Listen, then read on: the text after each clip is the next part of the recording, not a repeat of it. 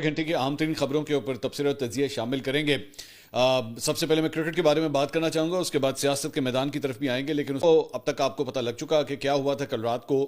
लेकिन ये कंट्रोवर्सी जो है वो ख़त्म नहीं हो रही है और उसके अंदर कुछ और कंट्रोवर्शियल चीज़ें जो है वो सामने आ रही हैं। ये मामला जो है वो अब आईसीसी तक भी पहुंच गया है और आईसीसी को क्या शिकायत की गई उसकी डिटेल्स मैं आपसे शेयर करता हूं। और उसके साथ साथ इंडिया का जो दोगलापन है इन लोगों का, ये अभी थोड़ी देर में मैं आपके सामने एक्सपोज करने जा रहा हूं। जरा उस स्टोरी को गौर से सुनिएगा, बड़ी इंटरेस्टिंग स्टोरी है ये। और ये अभी तक आपको किसी मेन स्ट्रीम चैनल के ऊपर नजर नहीं आएगी, हो जाता है, मिस हो जाता है, लेकिन मैं भी पिन पॉइंट करता हूं मैं। बहरहाल कल जो बेसिकली मैच हुआ था पाकिस्तान और भारत के दरमियान, उसके अंदर दो तीन कंट्रोवर्सीज जो हैं वो सामने आई हैं। एक सबसे पहली कंट्रोवर्सी जो है वो जो फखर जमान का कैच था उसके हवाले से इंटरनेशनल क्रिकेट काउंसिल को जो है वो बाकायदा तौर पे शिकायत की गई है कि जनाब ये थर्ड अंपायर की जानिब से जो है वो गलत फैसला दिया गया। अच्छा, अगर आप पूरा एशिया कप का एक पूरा पैटर्न उठा के देखें ना, तो अंपायर्स के फैसलों के ऊपर जो है वो पाकिस्तान को इस तरह लग रहा है जैसे टारगेट किया जा रहा है। अब ये जो डिसीजन था इसका फखर का, जो अंपायर की वो जो विकेट की कीपर की तरफ बॉल गई और क्लियर कट नजर आ रहा है कि बॉल जो है वो एक्चुअली सामने ठप्पा खा रही है। अच्छा, मैं यहाँ पे विकेट कीपर को एक्चुअली एक बेनिफिट और डाउट देना चाहूंगा। उसकी रीजन मैं आपको बता देता हूं कि जब विकेट कीपर ये इस तरह का बॉल कैच करने की कोशिश करता है तो आमतौर पे क्योंकि उसके अपने ग्लव्स भी सामने होते हैं, उसको खुद भी एक्चुअली आइडिया नहीं हो रहा था कि बॉल जो है डायरेक्ट मेरे ग्लव्स में आया है या एक्चुअली उसने 1-2 इंच पहले जो है वो ठप्पा खाया। सो मैं विकेट कीपर को एक्चुअली ये मार्जिन दूंगा। लेकिन एक बड़ी इंटरेस्टिंग बात आपको मैं बताता हूं कि हार्दिक पांड्या की एक्चुअली वो जो बॉल थी ना, इसको बारीकी से देखिएगा, हाइलाइट्स में जाके आप देखिएगा। मैं तो कॉपीराइट की वजह से चला नहीं सकता, लेकिन हाइलाइट्स के अंदर अगर आप जाके देखें, हार्दिक पांड्या एक्चुअली बॉलर जो है जो बॉल कराता है, फखर का वो स्निक होता है और विकेट कीपर पीछे कैच करता है, तो हार्दिक पांड्या विकेट कीपर के पास जाके खुद कहता है, सवाल करता है उससे कि कैच हुआ कि नहीं हुआ।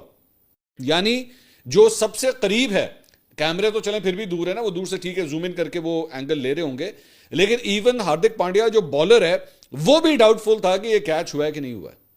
पता लग जाता है बॉलर को, काफी तक खुद भी आइडिया हो जाता है। मतलब 3 बंदे हैं ना वहां पे, बल्कि 4 बंदे हैं, एक तो विकेट कीपर, एक बैट्समैन, एक बॉलर और एक अंपायर।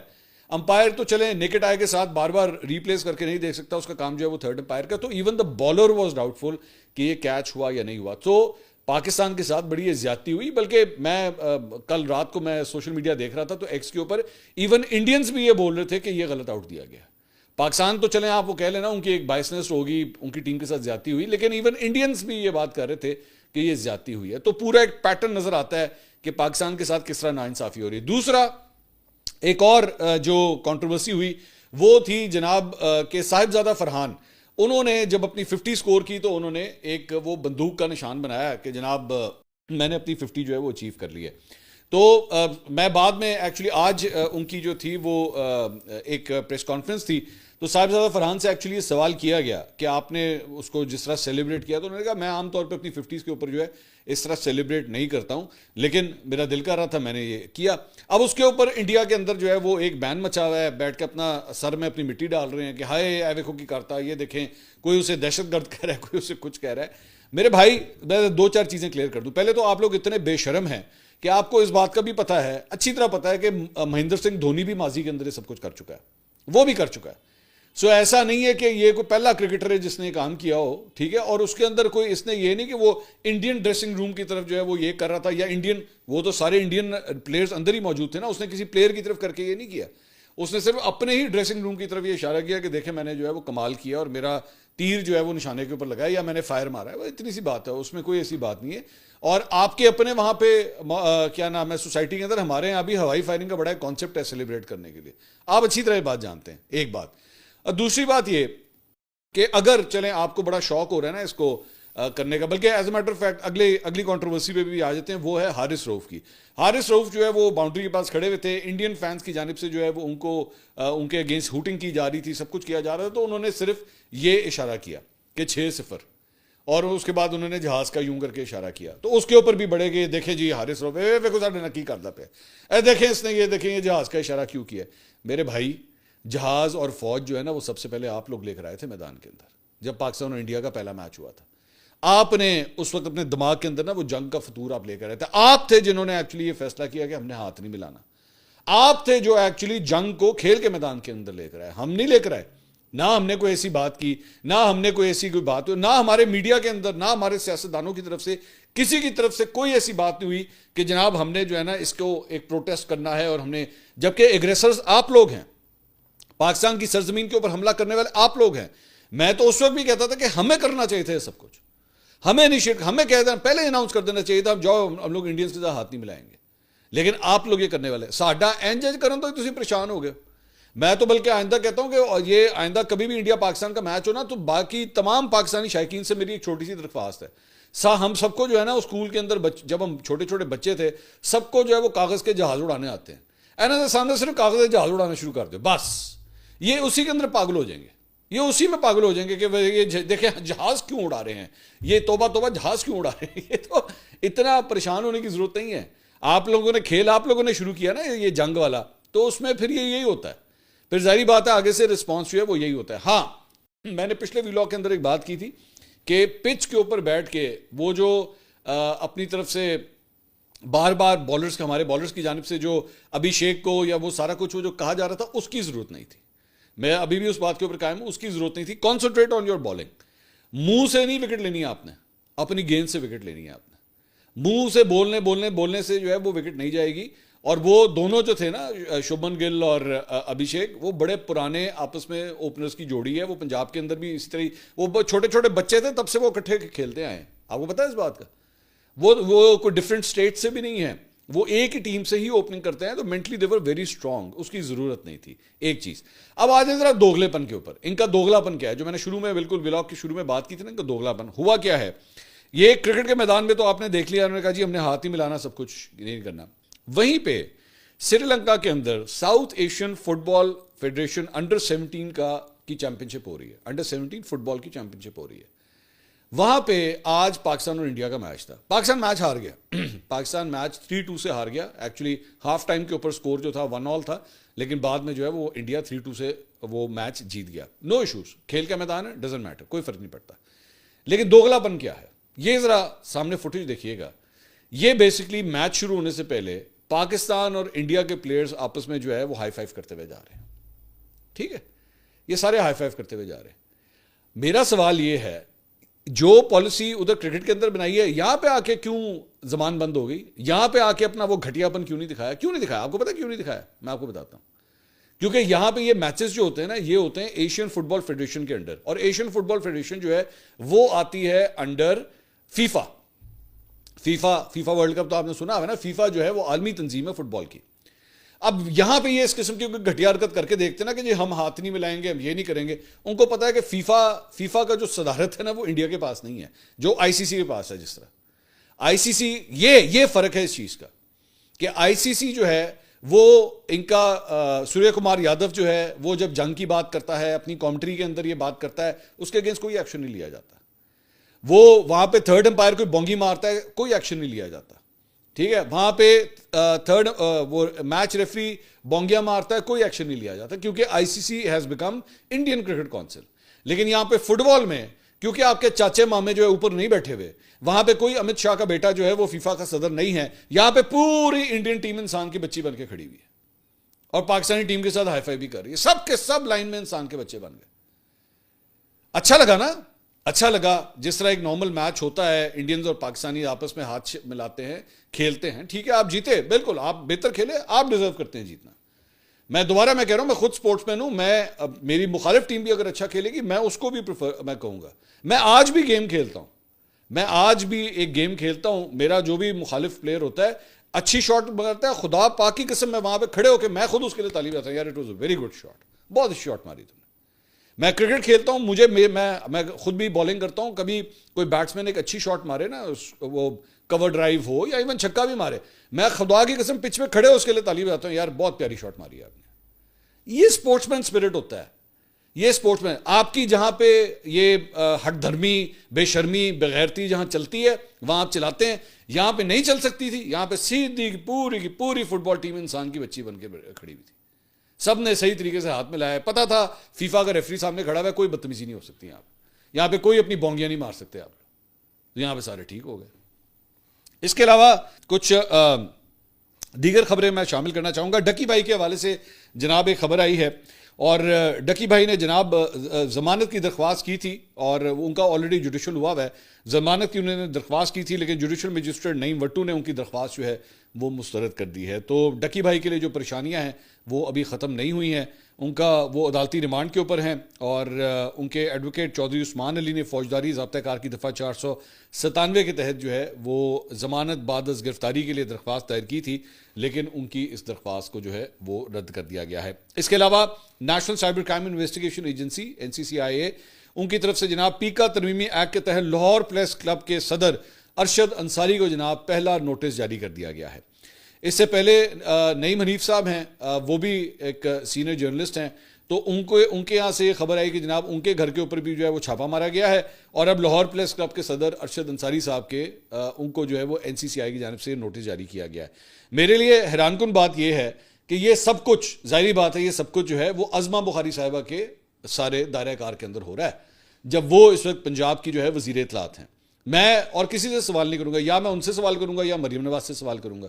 ये उनके सूबे में, उनके शहर के अंदर ये सारी एक्टिविटीज़ हो रही हैं कि उनको एक आपने जो है वो इस तरह का नोटिस भेजा है और एक सहाफ़ी जो है वो दावा कर रहा है कि उसके घर के ऊपर जो है वो रेड की गई है।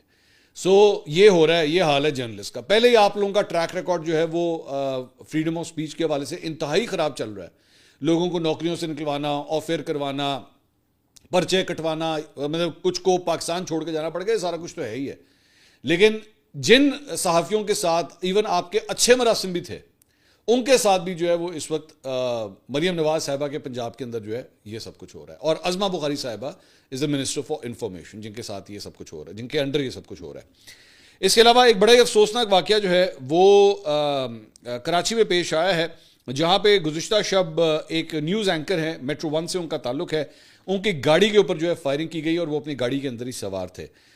इम्तियाज़ मीर उनका नाम बताया जाता है और वो उनको भी गोलियां लगी हैं और वो कराची के निजी अस्पताल में इस वक्त ज़ेर इलाज है। हालत उनकी संगीन बताई जा रही है, वेंटिलेटर के ऊपर है और उनके अहले खाना ज़ाहिर बात है इस वक्त बहुत परेशान है इस इंसिडेंट के बाद।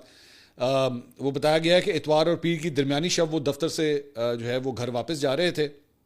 मलीर काला बोर्ड के करीब पहुंचने पर फायरिंग का वाक़या पेश आया है। ड्राइवर के भी हाथ में गोली लगी है, जबकि इम्तियाज़ मीर को टारगेट करके जो है वो ये गोलियां चलाई गई हैं। उनको 3 गोलियां बताया जा रहा है कि लगी है, एक चेहरे पर और 2 गोलियां जो है वो सीने के ऊपर लगी हैं। तो यानी कि अपर बॉडी के ऊपर अगर हिट किया तो इसका मतलब है वो कत्ल के इरादे से ही आए हुए थे, वो कोई ये वार्निंग नहीं थी, कोई उनको ज़ख्मी करने नहीं, बल्कि कत्ल के इरादे से आए हुए थे। उनके भाई हैं मोहम्मद सलाम मीर, उन्होंने कहा जी 2 मोटरसाइकिल पर 4 अफराद सवार थे, जिनमें से एक बाइक गाड़ी के सामने आई और उसने फायरिंग शुरू कर दी। उन्होंने कहा मुझे इल्म नहीं कि उन्हें भाई को क्यों टारगेट किया गया है। इम्तियाज़ मेरा छोटा भाई है और वो गैर शादीशुदा है। इस वक्त मेरे भाई की हालत संगीन है और मैं भी इस वक्त जो है वो ज़ख्मी हालत में हूँ। SSP कोरंगी तारिक नवाज़ ने जय वक़ुआ का दौरा किया और मीडिया से गुफ्तगू में कहा कि पुलिस वाक़े की जगह से गोलियों के 2 खोल मिले हैं। इब्तदाई तौर पर वाक़या टारगेटेड हमला लगता है, ताम हतमी मालूमात ज़ख्मी एंकर का बयान लेने के बाद जो है वो सामने आएंगी। अल्लाह करे कि ही सर्वाइव्स और उसके बाद जो है उनसे पूछा जा सके कि ये वाक़या जो है किस तरह पेश आया है। इसके अलावा सीनियर सियासतदान शेर अफजल मरवत साहब, उन्होंने जनाब एक सहाफ़ी हैं ज़ुबैर अली ख़ान, उनको कानूनी नोटिस भेज दिया है और उन्होंने उनके ऊपर इल्ज़ाम लगाया कि जी आपने अपनी ट्वीट्स, व्लॉग और दीगर सोशल मीडिया प्लेटफॉर्म्स के ज़रिए जो है उनके खिलाफ झूठे और हतक आमेज़ बयानात जो है वो शाया किए हैं, तो उसके ऊपर ज़ुबैर अली ख़ान को जो है नोटिस भेज दिया। ज़ुबैर अली ख़ान के बारे में मैं आपको थोड़ा सा बता दूं कि ज़ुबैर जो हैं वो पाकिस्तान के अंदर नहीं हैं, वो पाकिस्तान से बाहर जा चुके हैं और एक ज़माने में जब इमरान खान साहब की हुकूमत थी तो प्राइम मिनिस्टर हाउस की बीट जो है वो ये किया करते थे, PTI के जितने भी मामला होते थे उसको ये कवर करते थे। तो उन्होंने अपने ट्वीट्स के अंदर, व्लॉग्स के अंदर जो है वो शेर अफजल मरवत साहब के ऊपर काफ़ी तनकीद की थी। तो अब शेर अफजल मरवत साहब ने जो है वो उनको ये कानूनी नोटिस भेजा है और उन्होंने कहा जी 18 फरवरी 2025 को शाया होने वाले व्लॉग में उनके ऊपर जो है वो बेबुनियाद इल्ज़ामात लगाए गए हैं, तो उसके ऊपर जो है उन्होंने कानूनी नोटिस भेजा। खैर वो तो पाकिस्तान में है ही नहीं, अब देखते हैं कि इसके ऊपर क्या होता है। इसके अलावा साबिक MNA जमशेद दस्ती साहब जो पाकिस्तान तहरीक इंसाफ से एफिलिएटेड थे, उनकी BA की डिग्री जो है वो जाली साबित हुई थी, तो उसके ऊपर अब फैसला भी सुना दिया गया है और 7 साल कैद की सज़ा जो है वो जमशेद दस्ती साहब को सुना दी गई है। वो उन्होंने NA 175 मुजफ्फरगढ़ से जो है वो इलेक्शन लड़ा था और इलेक्शन जीता था, लेकिन उसके बाद उनकी नाअहली की वजह से जो है वो ये सीट खाली हो गई थी। अब उन्हें कैद की सज़ा भी जो है वो सुना दी गई है। इसके अलावा इमरान खान और बुशरा बीबी के खिलाफ तोशा खाना 2 केस में आखिरी 2 गवाहान के बयान रिकॉर्ड कर लिए गए हैं और दोनों गवाहान के बयानात पर 24 सितंबर को वकला सफाई जो है वो जिरा करेंगे। ये जो तोशाखाना 2 केस है, आहिस्ता आहिस्ता ये अपने रिजल्ट के करीब जो है वो पहुंच रहा है। आज भी इस केस में समाअत हुई और इस दौरान जो है वो इन 2 गवाहों के बयान रिकॉर्ड किए गए। अलीमा खान साहबा ने जो है वो मीडिया से आज गुफ्तगू की। उन्होंने कहा जी आज इमरान खान ने 4 पैगाम भेजे हैं। इमरान खान ने कहा है कि पाकिस्तान और सऊदी अरब के मुआहदे की बहुत अहमियत है, पाकिस्तान को आलमी सतह पर राब्ते तेज़ और बहाल रखने चाहिए। बानी ने कहा कि हरमैन शरीफैन की हिफाजत हमारे लिए सादत है। तो मेरे ये पॉइंट नंबर 1 है। अभी मैं दीगर पॉइंट्स पे भी आता हूँ। सो बेसिकली मैं आई वॉन्ट टू से दिस कि चले इमरान खान साहब को भी इस बात का आइडिया है कि ये बहुत अच्छा मुआहदा हुआ है और ये पाकिस्तान और सऊदी अरब के लिए बहुत इंपॉर्टेंट है। लेकिन लौंडे लपाड़ों ने जो पिछले 3-4 दिन में सौदा बेचा था ना, अब मेरे ख्याल में उनको नजरसानी करनी पड़ेगी, क्योंकि अंदर से इमरान खान साहब की जानिब से जो ये पैगाम आ गया है तो अब उनको भी एक यू टर्न लेना पड़ेगा। क्योंकि मैं देख रहा था वो पिछले 3-4 दिन से जो है इसके अंदर कीड़े मकोड़े निकाल रहे थे, नहीं है इंज नहीं है, इंज है उंज नहीं है, ए की किता जे ओ की किता जे, वही एक जो पुरानी आदत है।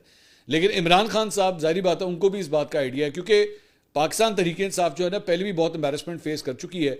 जब इससे पहले जब बुशरा बीबी ने एक कमेंट दे दिया था सऊदी अरब के हवाले से और शेर मरवत साहब उस वक्त पीटीआई के अंदर थे, उस वक्त भी उन्होंने भी ये कहा था कि जनाब इमरान खान साहब की जो रिजीम चेंज हुई थी उसमें सऊदी अरब भी इन्वॉल्व था।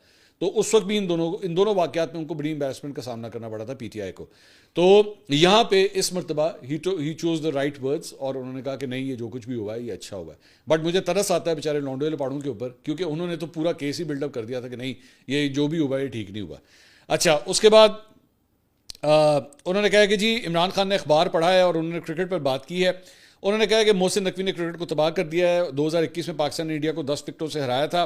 मोहसिन नकवी ने टीम को गैर मुस्तहकम किया है। मैच जीतने का तरीका यह है कि ओपनिंग बैट्समैन हो आसिम मुनीर और मोहसिन नकवी, अंपायर हो सिकंदर सुल्तान राजा। अच्छा, ये जब अलीमा खान साहबा बोल रही थी तो उनको सिकंदर सुल्तान राजा साहब का पूरा नाम भी याद नहीं आ रहा था। नहीं है ना, पॉलिटिशियन नहीं है ऑब्वियसली, वो सिर्फ एक पैगाम रसानी करती हैं, तो उनको सारे नाम भी सही तरह याद नहीं थे।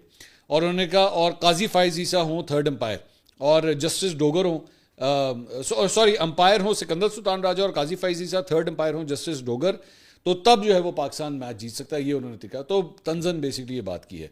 उसके बाद उन्होंने कहा जी आसिम मुनीर ये सब कुछ इसलिए कर रहे हैं कि उन्होंने अपनी कुर्सी मजबूत करनी है। इमरान खान ने कहा कि 27 सितंबर के जलसे में पूरी कौम निकले, मीडिया का गला घोंट दिया गया है, ये जलसा कौम की आज़ादी के लिए है। बानी ने पार्टी को हिदायत की है कि जलसे को कामयाब बनाए। इमरान खान ने जलसे की जिम्मेदारी अली अमीन गंडापुर और जुनैद अकबर को सौंपी है। अच्छा, मैं बार बार मैं दोबारा ये सवाल करता हूँ कि पाकिस्तान तहरीक इंसाफ का ना पूरा एक लॉट जो है वो अली अमीन गंडापुर के खिलाफ जो है वो पूरी एक कैंपेन चलाता है। ऐत एजेंसियां बनता है, ऐत एस्टैब्लिशमेंट का बंदा है और ये तो अपनी सियासत के लिए सब कुछ कर। ये क्यों इमरान खान साहब बार बार अली अमीन गंडापुर की जिम्मेदारी देते हैं? कभी सोचा है इस बारे में आपने? मतलब जब आप लोग इतनी जो एक पूरा गैंग है जो बैठ के, खास तौर पे इसमें से बहुत से जो है वो पाकिस्तान से बाहर बैठा हुआ है, आपके ज़हन में सवाल नहीं आता कि यार अस्सी चीका मार मार पागल हो गए कि अली अमीन गंडापुर तो ये करता है वो करता है, ये जलसे में भी नहीं आया, ये इधर भी भाग गया, ये उधर भी भाग गया। ये सारे बाहर के यूट्यूबर्स वगैरह जो है वो यही एक बयानिया बिल्ड करते हैं। ये इमरान खान साहब बार बार ये अली अमीन गंडापुर को जिम्मेदारी क्यों दे देते हैं? मैंने पहले भी, आज से पहले चंद हफ्ते पहले मैंने इसके ऊपर बात की थी कि सिंपल अलीमा खान साहबा जाती हैं, सारे पैगाम लेकर आती हैं खान साहब, और आई एम प्रीटी श्योर कि अलीमा खान साहबा बताती भी होंगी कि बाहर ये हुआ वो हुआ ये हुआ इस तरह हुआ, तो कह दें अपनी बहन को, कह दें कि बाहर जाकर कह दें आज से अली अमीन गंडापुर पाकिस्तान तहरीक इंसाफ का वजीर आला नहीं है। खत्म, एक जुमला चाहिए, खत्म। सोचे ना क्या वजह है? कभी ज़हन काम करता है इस बात के ऊपर कि क्या वजह है इमरान खान अली अमीन गंडापुर को फारिग क्यों नहीं कर रहा? क्या वजह? शायद हो सकता है इसकी वजह यह है कि अली अमीन गंडापुर एक्चुअली पस पर्दा जो कुछ करने की कोशिश कर रहे हैं उस पर खान साहब की अप्रूवल शामिल है। हो सकता है ना यह भी तो हो सकता है कि नहीं हो सकता? या एक्चुअली उनको पता है इस बात का कि अगर मेरे लिए कोई कुछ कर सकता है तो अली अमीन गंडापुर ही है। जो आप लोग बड़े पूरी इन्होंने कैंपेन चलाई, मैं पिछले 2-3 हफ्ते से देख रहा था। As a matter of fact अभी इन्होंने ये मिशन नूर एक इन्होंने स्टार्ट किया। मैंने उस पर ज़्यादा कमेंट्री नहीं की, मैंने इसलिए नहीं कमेंट्री क्योंकि एक मजहबी मामला है। मैं कभी भी किसी के हवाले से ना मजहब कार्ड नहीं इस्तेमाल करता, क्योंकि मैं नहीं समझता कि मैं इस काबिल हूँ कि मैं किसी के मजहब के ऊपर कोई मैं सवाल उठाऊँ। I never do that. आप जो लोग मेरे पुराने व्यूअर्स हैं आपको पता है मैं कभी भी किसी के अगेंस्ट मजहब कार्ड नहीं इस्तेमाल करता। तो मैं कमेंट करने के लायक नहीं समझता कि मैं इसके ऊपर कोई बात करूं। तो इन्होंने उसके दौरान भी बहुत कंट्रोवर्सी हो गई इसके ऊपर कि जनाब ये फलां दिन क्यों चूज किया गया, इसका नाम मिशन नूर क्यों रखा गया, बहुत कंट्रोवर्सी हुई सोशल मीडिया पे। पीटीआई के अपने ही लोग गालियां देना शुरू हो गए। अच्छा, हैरानगी की बात ये, मैं इनके चंद लौंडे लपाड़ों को मैं देख रहा था, वो गालियां दे रहे हैं जो आज से चंद साल पहले तक मुखालिफिन को गालियां देते थे। और आज करते करते करते करते वो जबान, वो घटियापन, वो सारी मुसीबत जो है ना अब अपनों के ऊपर ही गिरना शुरू हो गई। अपनों को ही गालियां देना शुरू हो चुके हैं, और इतनी गंदी गालियां, मैं तो ना औरतों को छोड़ते हैं, अपनी ही औरतों को नहीं छोड़ते। ये इतने बेशर्म है कि ये अपनी ही पार्टी की औरतों को तक नहीं छोड़ते और खुलेआम उनको गालियां देते हैं। और सिर्फ फर्क इस बात का है, मैं बार बार ये फर्क इस बात का कि वो पाकिस्तान में नहीं है, वरना ये पाकिस्तान में हो और ये किसी की माँ बहन को इस तरह गाली निकाल के देखें, उसके बाद देखें उनके साथ होता क्या है। यहाँ पे एडवांटेज लेते हैं डिस्टेंस का, एडवांटेज लेते हैं कि वो इस टेरिटरी में नहीं है। और इसी तरह फिर ये जब मिशन नूर वाली चीज़ हुई, उसमें से चंद रहनुमाओं ने कहा कि यार ये नाम जो है वो चेंज कर लेना चाहिए, नाम दुरुस्त नहीं है, नाम चेंज कर। उसके ऊपर भी उनको माँ बहन की गालियाँ कि तूने ये क्यों कहा। मतलब दीज लौंडा लपाड़ास are trying to become more powerful than people who actually go and contest the elections. जो ग्राउंड के ऊपर जाके बेचारे मेहनत करके अपना इलेक्शन लड़ते हैं, ये समझते हैं मुझसे भी ताकतवर हो गए। भाई तुसी एडे तप्पड़ है तो पाकिस्तान लैंड करो, जाओ जाके हल्के की सियासत कर लो। वो बेचारे अली मोहम्मद खान को गालियां। अली मोहम्मद खान की पाकिस्तान तहरीक इंसाफ के लिए वो खिदमात हैं, मुझे आज भी याद है जब तहरीक इत्तेमाद आई थी, ये आखिरी बंदा था जो असेंबली के अंदर बैठा रहा था, और क्या तगड़ी स्पीच की थी उसने वो उस वक्त। उसको भी माँ बहन की गालियां दे रहे। मतलब पहले मुखालिफिन की इज्जत नहीं जो है वो बचती थी, अब ये अपने ऊपर ही हमले करना शुरू हो चुके हैं।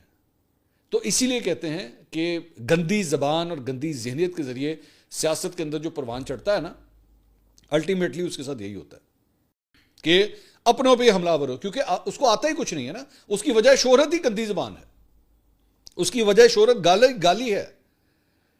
ये लोग ये समझते हैं कि, मतलब जाहिर बात है, ये लोग ये समझते हैं कि जनाब ये हम निकाल सकते हैं गाली, दूजा नहीं काट सकता। और पुत्र तू एक बारी लैंड कर, थे तू लैंड कर, आमने सामने बह, तेन वो गाल तेन कट के सुनावांगे, तू हैरान हो जाएगा। फर्क सिर्फ ये है कि सहाफत जो है ना वो बीच में आ जाती है। हमें सहाफत अलाउ नहीं करती कि हम ये ज़बान इस्तेमाल करें। गाली सीख लेना कोई मुश्किल काम नहीं है, गाली दे देना भाई कोई मुश्किल काम नहीं है। गाली ना देना ज़र्फ शो करता है, कंट्रोल शो करता है। अंदरून लाहौर की पैदाइश है मेरी अंदरून लाहौर की पैदाइश है, मुझे इससे बड़ा सीवी देने की जरूरत ही नहीं है। लेकिन हम कहते हैं नहीं यार, ये स्टाइल ऑफ जर्नलिज्म तो करनी ही नहीं है हमने। तो अफसोस होता है कि पार्टी जो है वो किस तरह। आज बैरिस्टर गौहर साहब की गुफ्तगू हो रही थी, वहीं पे वो गए हुए थे, किसी ने जर्नलिस्ट ने उनसे पूछा मिशन नूर, उन्होंने कहा जी हमारा तो कोई ताल्लुक ही नहीं इसके साथ, हमारा इस मिशन नूर के साथ कोई किसी किस्म का कोई ताल्लुक नहीं। तो उसके ऊपर भी इनके लौंडे लपाड़े कह रहे थे हाँ जी आपका तो ताल्लुक है ही कोई नहीं, आप वाली तहरीक इंसाफ का कोई ताल्लुक ही नहीं। वो उन्होंने भी एक अपनी तहरीक इंसाफ बनाती है कि जी हाँ जी इस सारी चीज़ के साथ आपका कोई ताल्लुक नहीं था। तो अजीब एक घड़मस जो है वो मचा हुआ है। इसके अलावा एक वाक़या पेश आया है वादिय तीरा में, मैं उसको डिस्कस करना चाहूँगा।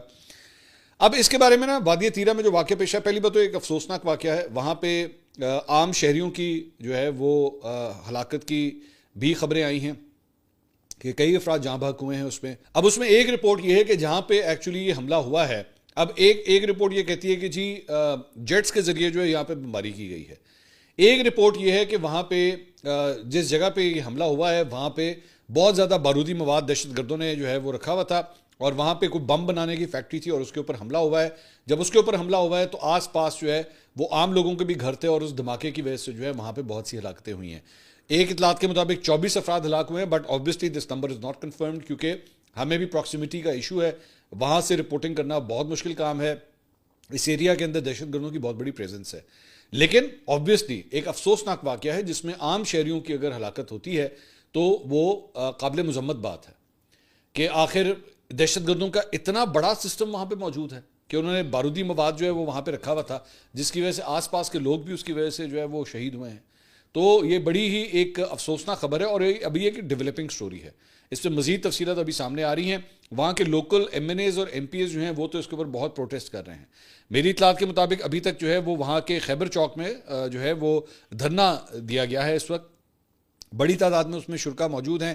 PTI के MNAs और MPs की उन्होंने वो भी वहाँ पे मौजूद हैं। इकबाल अफरीदी और अब्दुल गनी MPs, इन्होंने उस धरने के अंदर जो है वो शिरकत भी की है।